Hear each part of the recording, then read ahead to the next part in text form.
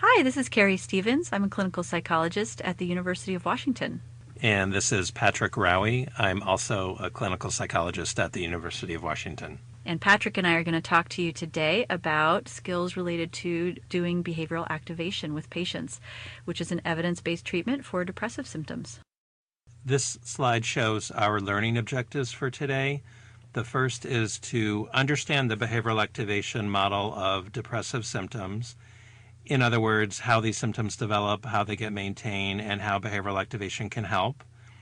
Secondly, describe how to develop a case formulation for a patient who's experiencing elevated depressive symptoms. Third, understand the role of avoidance in maintaining depressive symptoms. Fourth, describe how to help patients select activities that are important to them and together make a specific weekly plan. And lastly, understand how to evaluate the outcome of patients' efforts and problem-solve barriers to action planning. So as we start this training, Patrick and I want you to be thinking about a specific case example.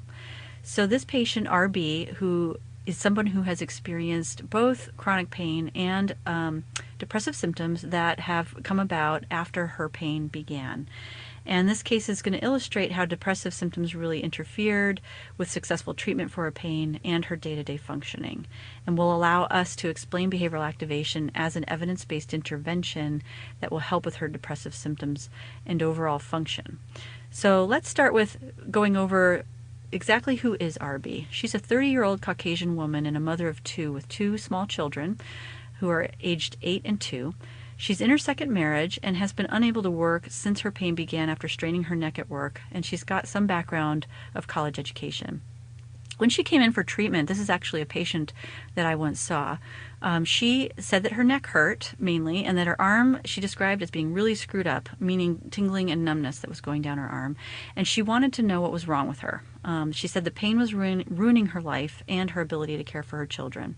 And when we screened her, we found that her depressive and anxiety symptoms did begin after her pain began. Her baseline PHQ-9, or depressive symptom questionnaire, was at a 23, which indicated she had severe depressive symptoms. And her GAD-7 was also showing that she had moderate anxiety symptoms, and she rated her pain at 5 out of 10. She wasn't on any medication for depression at this time, and she wasn't interested in taking new medications. So think about this case as we move you through these different steps for behavioral activation. Okay, so what is behavioral activation? Behavioral activation, or BA for short, is an evidence-based, best practice approach for treating depressive symptoms. BA targets patterns of avoidance, withdrawal, and inactivity that are common among those who are experiencing depressive symptoms. BA is a fairly structured approach. So, for example, at every session, a weekly plan is created for patients to gradually return to some of the activities that have been important to them, or to try out some new activities. BA is a brief approach. It's been shown to be effective in as few as 4 sessions, and it's also relatively easy for you to teach patients and for them to use. BA helps people with depressive symptoms to improve their mood by engaging in a variety of rewarding and meaningful activities. So some people wonder, what is the difference between BA and cognitive behavioral therapy? And the reality is behavioral activation is a derivation of cognitive behavioral therapy and has a lot in overlap with CBT, which really is considered to be the first-line treatment for depression. I want to challenge you to think about for a minute whether or not you think changing somebody's behavior versus helping them with challenging their various distorted thinking versus taking an antidepressant medication would work better. And the reality is, out of those 3 conditions, in some of the best studies we know, have dismantled those 3 things and found that, in fact, all 3 work equally well. So this is a reason why Patrick and I are excited to talk to you about BA today, because it is such an accessible treatment and it doesn't have to involve actually dealing with people's thinking, but rather really tackling direct behavioral strategies and behaviors that we want to encourage patients to do. So a lot of what we focus on today is going to give you practical strategies for how to help patients move forward doing activities that will both help stop behaviors that are interfering with their lives and maintaining depression, as well as increase good behaviors, as Patrick just mentioned. Okay, so this slide shows the 3 goals of behavioral activation.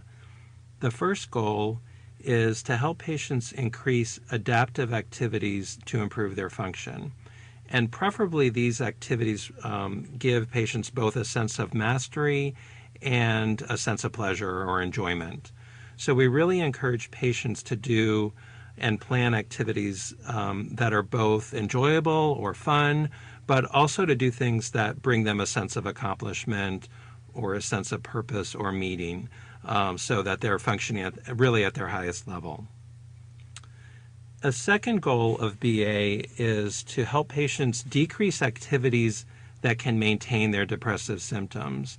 And so what do we mean by that? It could be avoidance of certain activities, or it could be sitting around and ruminating or perseverating and not facing a challenge.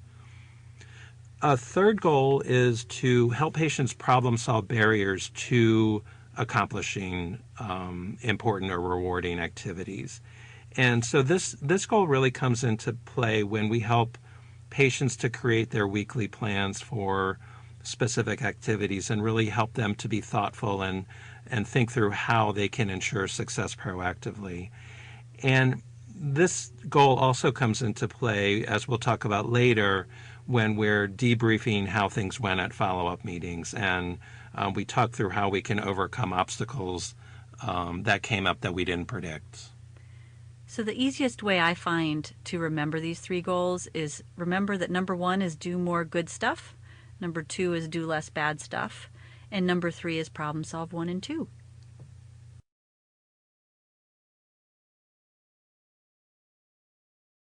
Okay, so let's talk through step 1, which is how to explain the model to patients about how depressive symptoms arise and are maintained. And I think it's helpful to share this kind of simple graphic with patients when we do this kind of education. So we start by saying that when people feel bad or depressed or in pain, they don't feel up to doing the kinds of things that they typically enjoy doing. And they avoid things that may take some effort or that they feel are overwhelming. By doing fewer enjoyable things and avoiding responsibilities and other rewarding activities, people not surprisingly begin to feel worse. So you can see in this depiction that we can get caught up in a vicious cycle that can really maintain the depressive symptoms. So this vicious cycle can actually sustain depression over time. And the way that the BA model actually helps, and in explaining this to patients, is that we're really going to undo that. So instead of the cycle of feeling worse and doing less, we're going to swap it on its head and work on feeling better and doing more. But in this case with BA, we're going to do more first and then start to feel better, which will then drive doing more. So BA involves setting goals of doing at least one pleasurable or rewarding sort of mastery-based thing that's meaningful every day, which includes tracking important things that the patient has been avoiding on your part so that you can strategize how you pick what those goals are. And these goals can include physical activities, socialization, or other kinds of rec activities or hobbies that really have value and meaning to the patient. That's really the key, is you want to pick things that are meaningful to the patient, not necessarily things that we think are going to be the most valuable. And getting back to certain routines and responsibilities that the patient has been avoiding can also be very meaningful for patients. So we always start small with these goals because sometimes even simple tasks can be incredibly overwhelming, and we want to make sure patients have success at these small goals first so that we can build on them over time and gain momentum. So engaging in activities like these will help break that vicious cycle of depressive symptoms and improve mood and hopefully interest level and energy along the way. Okay, in step 2, we develop a case formulation by asking questions. Step 2 is really moving beyond explaining the model to patients by asking them questions to see about how this BA model of depressive symptoms applies to them in their own lives. That's what we mean by a case formulation. So let's look at our example RB that Kari described earlier. We first ask her a series of questions about her symptoms and the impact that these symptoms have on her life. When we did this, we found that her low mood led to her staying in bed, napping more than usual, and really shutting down emotionally when she was with her kids and her husband. And these behaviors, or the ways that she avoided important parts of her life, made her feel more sad, guilty, ashamed, angry, scared, and helpless. And this, for her, created this kind of vicious cycle that maintained her depressive symptoms. So how do we find out what things were bothering RB and where did she want to go from there? Well, there are certain questions that can help with that along the way that really will help you with your formulation of your case. So in her case, what we did is I asked her various things like, what were you doing more or less before you started feeling really down? What would have helped you to have a more meaningful life, as you move forward? What would your life be like if you weren't feeling this down? What kinds of things would you be doing? These were all questions that really helped her think more about what kinds of activities was she missing out on? What kinds of things did she feel like she wished that she were doing that she can't right now? Sometimes when patients have a lot of pain, they can get really upset when they talk about these things, feeling like their medical problems are in the way. But that's okay. This is really an important process for them to talk through and really think about what kinds of activities are meaningful, because you're going to problem solve together what might be doable. So let's look a little bit more closely at the role of avoidance in maintaining depressive symptoms. And looking at avoidance, Kari and I really see as the key to making BA different than just encouraging patients to do pleasant activities or things that are fun for them. So what is avoidance? Avoidance is discomfort experienced in a particular situation being followed by behavior to feel better. Why do we avoid? We avoid because we get some kind of short-term gain from it, but unfortunately we get a long-term loss. So people often avoid doing rewarding activities, and for very good reasons. It could be that they're avoiding the effort that it takes, avoiding physical pain, avoiding conflict. And when we avoid, in the short term, the reward is that we feel some kind of relief because we saved ourselves some of this effort or some of this possible discomfort. But unfortunately, this avoidance can maintain depressive symptoms, as we saw in RB's case. So what do we do about it? We first identify what the avoidance behaviors are, and we help patients choose alternative coping behaviors. How can they cope in different and more healthy ways? And we find that when we use BA to help patients to decrease this avoidance and increase activities that alternatively bring a sense of mastery or purpose, we can kind of set up this natural reinforcement for being more active or doing more things. So as I was working with RB, I was really focused on trying to figure out what exactly is she avoiding, because often that's the linchpin that gives you the clues to how to tackle depression and depressive symptoms with folks. If you can get them to stop avoiding things, they generally will start having a bunch of momentum going with the different activities that you guys agree to have them work on. So in RB's case, just to give you that illustration, think back about the kinds of things that she wasn't doing. And when we delved into things, what she really explained was that she won't talk to her husband about her pain or her frustrations with the kids anymore, because she literally said it always ended in a fight. So she just literally withdrew emotionally from him and didn't want to engage that fighting on a regular basis. She also had stopped doing activities with her kids because she said it just hurt too much. Getting up off the couch or moving around made her neck hurt and made her arm tingle, and it was scary for her to do that kind of activity. And then lastly, this one was a little hidden and hard to pick up over time, but she also said she was avoiding really acknowledging any of her own accomplishments. And the way that came sort of lit up for me was when I noticed in session I would talk to her about accomplishments she was making, and she would dismiss them instantly. So in my mind, when I'm thinking about treating someone with depression, I look at that through an avoidance lens and think about, why is she doing that, and sort of throwing off those accomplishments as if they don't matter. And delving into that with her, what she said is that it really made her feel guilty about how much her pain had really impacted her whole family. And so to her, it didn't feel okay to acknowledge those accomplishments if at the same time she was also having this horrible impact on her family. So part of getting a good case formulation is helping patients brainstorm a variety of rewarding and meaningful activities, and to help them tune into how difficult they see these activities given how they feel currently. Remember, our goal is to help patients identify activities that involve both a sense of mastery and pleasure, and you can see several examples on this list. For example, taking the kids to the park involves having fun with kids, but also a feeling of accomplishment in RB's role as their mother. And if we look at kind of ratings of easy, medium, and hard, this can really help us in our next step, where we encourage patients to start slow and to pick activities to do in the next week that they feel are feasible for them.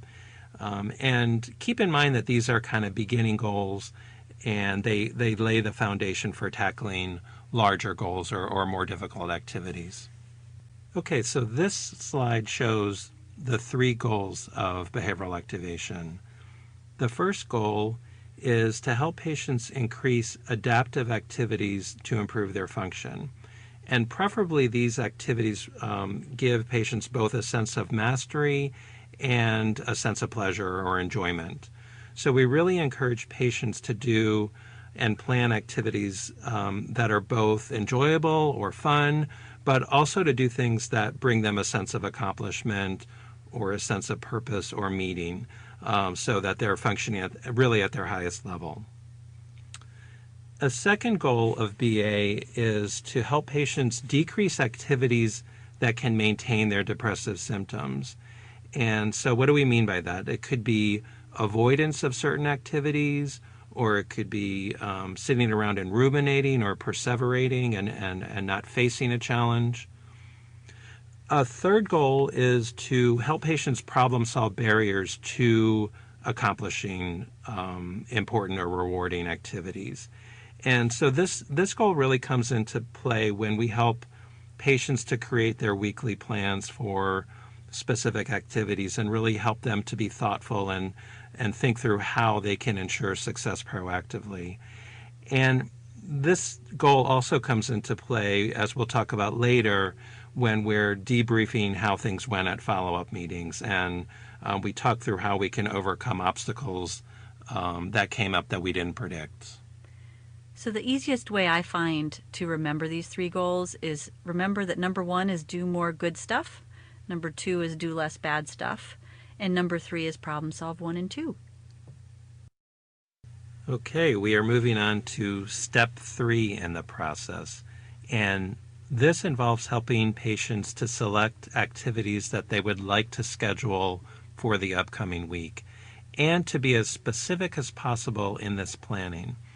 We find that the more detailed the plan, the more likely that patients will actually follow through. So here are some relevant questions to ask to make this plan more specific. So what will you do? What day of the week will you do this? Down to what time of the day will you start this? How frequently will you do this? How long would you like to do this? Is anybody else involved in this plan? And finally, ask patients to think about any obstacles that could get in the way of them having success at this, and plan around that and think about some plan Bs. It's really helpful to be proactive in this way. Finally, at the end of developing a weekly plan, it's helpful to kind of revisit this with patients and find out their confidence level in this long list of new activities that they're going to be doing. And to ask them, what would you do if you don't feel like doing this? If if you're feeling particularly depressed or not motivated, and how can you help yourself to kind of actually get success at doing this? If patients don't feel confident, you can kind of revisit the plan and ask them to come up with a different plan that is maybe simpler or scaled back or that has a higher likelihood of success. So really the key here is to help them make a plan that has a very high likelihood of success. So just a quick side comment about these various steps. They aren't necessarily linear or session specific. You may be sort of moving through these steps fluidly within a session as you're working on BA, but we want to break them down where you're really getting that case formulation, getting sort of the generalities of what's going to drive a patient. And then as Patrick said, in step 3, we're really moving into getting into the specifics. So one of the pitfalls that we like to spend a little extra time is what I affectionately call avoiding the Mount Everest. And the way this works is usually when you sit down and you ask a patient, what do you think is something you could work on after you sort of get through all the pieces we talked about so far? And I always make an assumption that the first thing they say is a Mount Everest. So even if they say, well, I'm going to unload that basket of laundry, or I'm going to go take my kids to the park, in my mind, I immediately say, and actually usually out loud to the patient, that's great, but that's probably way too big. So what's a smaller piece of what you can do that's a piece of that, so that, again, as Patrick said, we can make sure that they get success out of whatever they do. It's always better if you plan for a task that was very easy for them to accomplish and they can come in and then report having done more of what you assigned than vice versa. When you ask them to do something, they come back and they say, I didn't do it, and they feel that guilt and shame sort of escalate instead of the reverse. So make sure that you help break down these tasks very, very small into small pieces. And as Patrick said, have them tell you what and how they're going to do the task. Details, details, details is the idea to take away from that long list Patrick gave you. Have them tell you exactly how they're going to do it and when they're going to do it, and make sure you feel convinced that you know exactly how that's going to happen over that next week. And then help them problem solve along the way if they're bringing up issues or sort of getting into a stumbling block of how that's going to happen. It'll also give you a sense of how motivated they are and how bought in, how engaged they are actually in doing this kind of treatment with you, and whether or not you need to cycle back to the rationale and really work on that engagement. Okay, and this slide, I think, reinforces some of the things that Kari was just talking about and gives some ideas about how we can help patients scale back on some of the tasks and activities that are important to them to really make sure that they get success at what they want to follow through on. So you can, if you have a patient who, really wants to get back to going to the gym and really thinks it would be great if she could spend 2 hours there, you can say that, that's a great goal.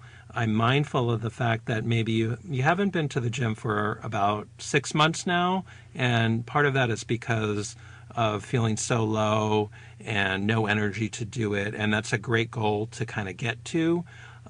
Maybe we can think about scaling back and setting a more feasible goal for yourself just in the next week. This could be something as simple as walking around the neighborhood for 15 minutes, or even for people who are more impaired, walking around the house for just 5 minutes to really build on some success. And we find that if patients get success at these smaller goals, that can really build their confidence about tackling more difficult things. Keep in mind that it's much better if patients exceed a goal. They come back and they say to you that they've done more than if they didn't meet the goal or they didn't try it out. So really, we want to encourage patients to note any accomplishments that they made and then discuss it with you at the next meeting.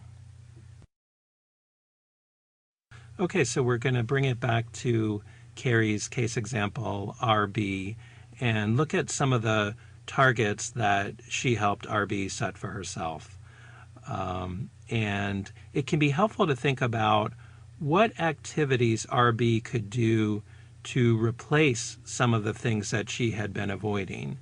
For example, take a moment to think about what RB could do instead of avoiding discussions with her husband, avoiding expressing her emotions to him, and what simple things she could do instead of avoiding.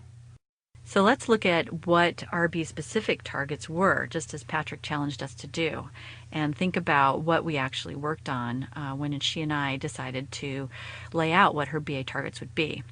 So with respect to the first issue around issues with her husband, the kinds of things we talked about was explicitly talking to her husband about frustrations. This is something that we planned for her to do at least once in the next week. So again, think of it as a very small piece, and she could pick any frustration she wanted from small to big. And bring it up and see what happened, which was very interesting because it wound up in a blow-up fight, and that allowed us to work on then in the next session problem solving, which meant taking time outs during the fight and really planning on when she was going to re-engage him in that conversation and learning some communication skills about how to walk away within a fight, but also how to come back together after everyone's lid sort of proverbially gets back on. We also problem solved some with just practicing some reflective listening and seeing how that would go when her husband expressed frustrations back, and seeing if she might be able to just sit in that space of reflective listening rather than getting defensive and reacting to that.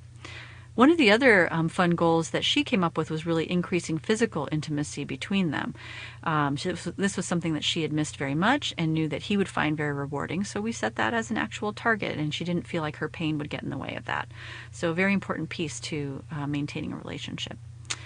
On the second box here, you see stopping activities with kids. The way we addressed them is we actually tried to focus on something that would just be purely fun, nothing that was combined with homework or sort of a chore-based task with kids, but really go dance with them.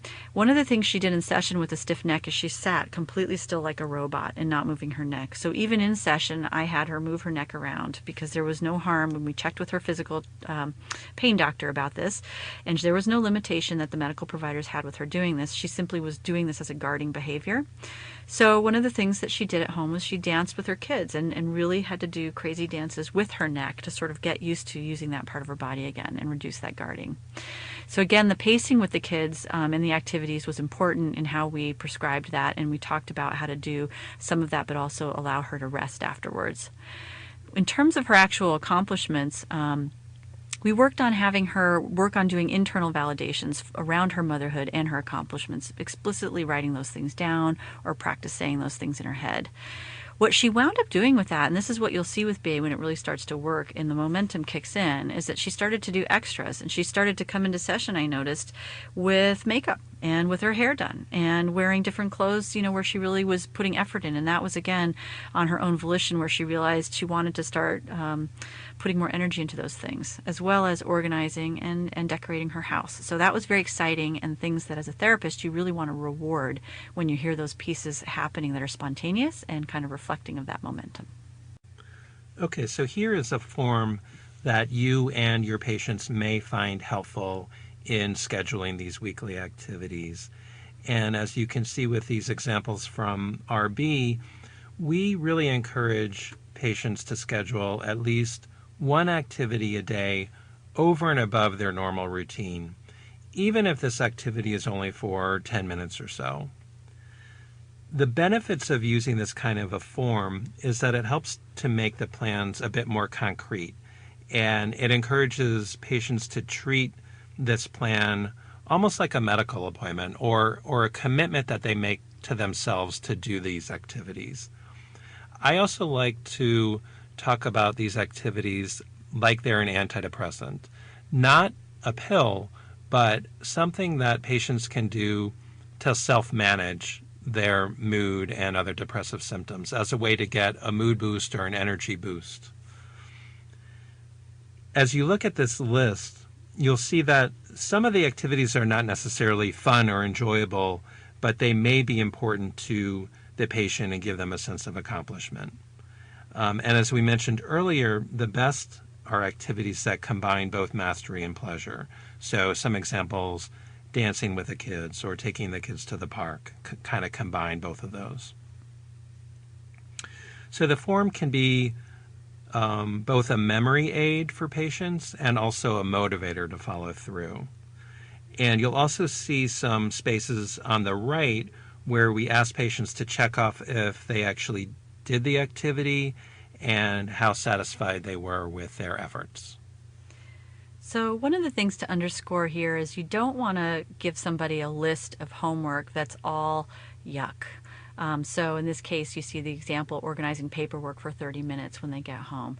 Make sure that there are other activities also there, or that maybe that activity is a fun one for them. Probably rare, but it might be one that they actually do enjoy. Because if you give them only homework that's related to tasks that have no pleasure, and you're sort of just starting this treatment, likely they're going to fall down and not follow through on those tasks.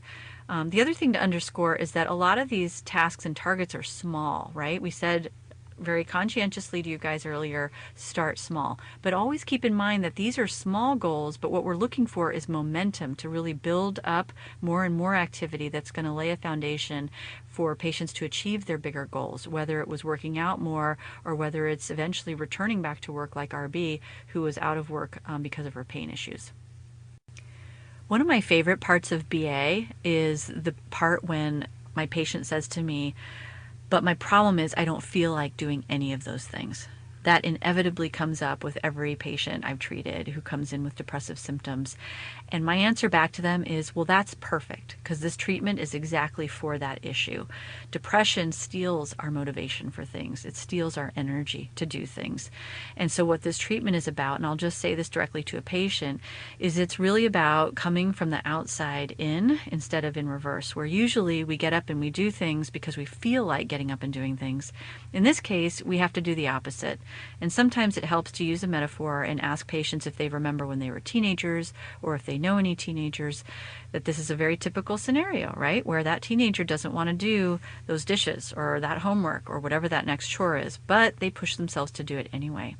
So this treatment is really about trying to convince people that this is a time where they have to commit with the homework that you two arrange them to do, that they're going to have to take that outside-in approach and commit to pushing themselves to trying this very small task, even though they don't feel like it. And yeah, I think that kind of psychoeducation is so important in session one. I also think it's important to bring up in later sessions, particularly during homework review. If patients are struggling with motivation or don't have the success that they want to, we remind them that we don't expect you to feel motivated before doing these activities, only afterward. We expect that there's going to be a boost in mood and motivation and energy after you try out this new activity.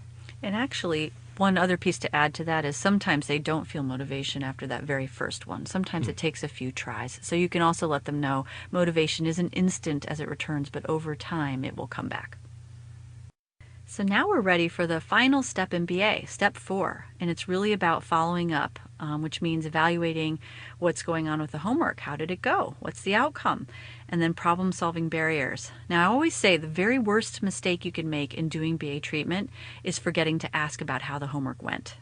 And I will admit I'm guilty of that. It happens to the best of us, especially when we're doing multiple things in sessions beyond just behavioral activation. So keep in mind, this is a really important piece for you to track, and it can help to document it. But always ask how things have gone after you've met with the patient and set those goals.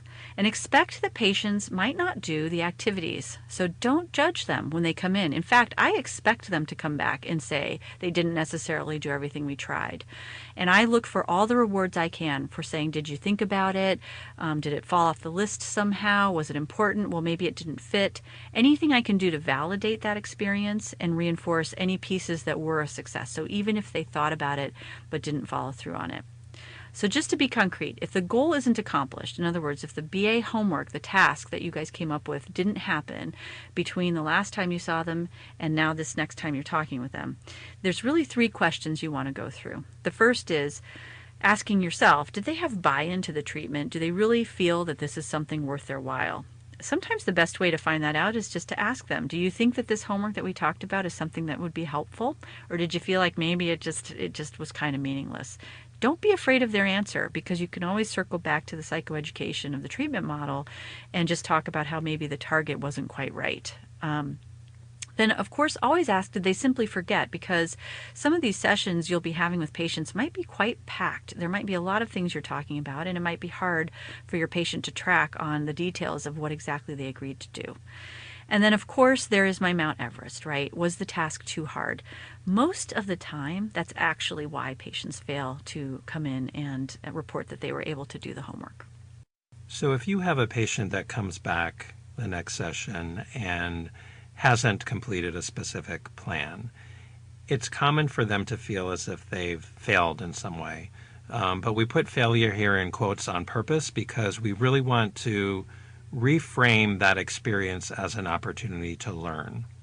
So if we pick the wrong plan, then we need to kind of pick another one. And from this process, we can learn what worked for the patient and what didn't work.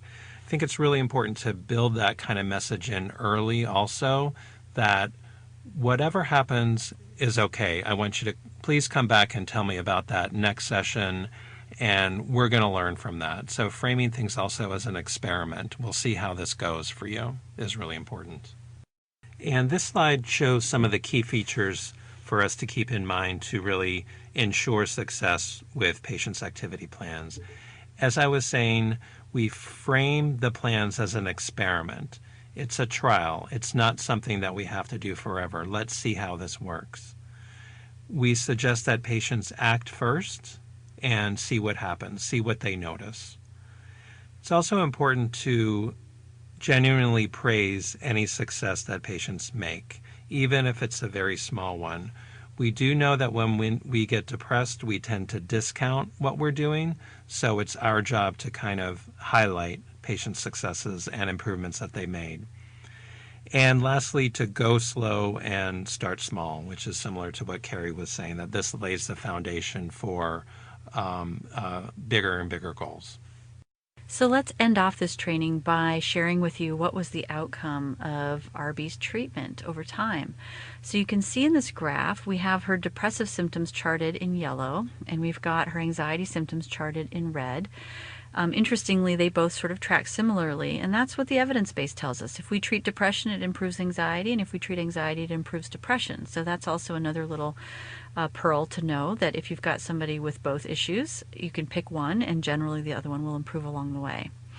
So this was a really effective treatment with RB, as it turns out, and we literally just worked on improving these different behaviors and having her build on that repertoire over time, and it really resolved her depression. She went from a severe state of depression down to almost none, actually, pretty remarkably. I'm not saying every case will work this way, but it's a nice one to share as an example of this type of treatment.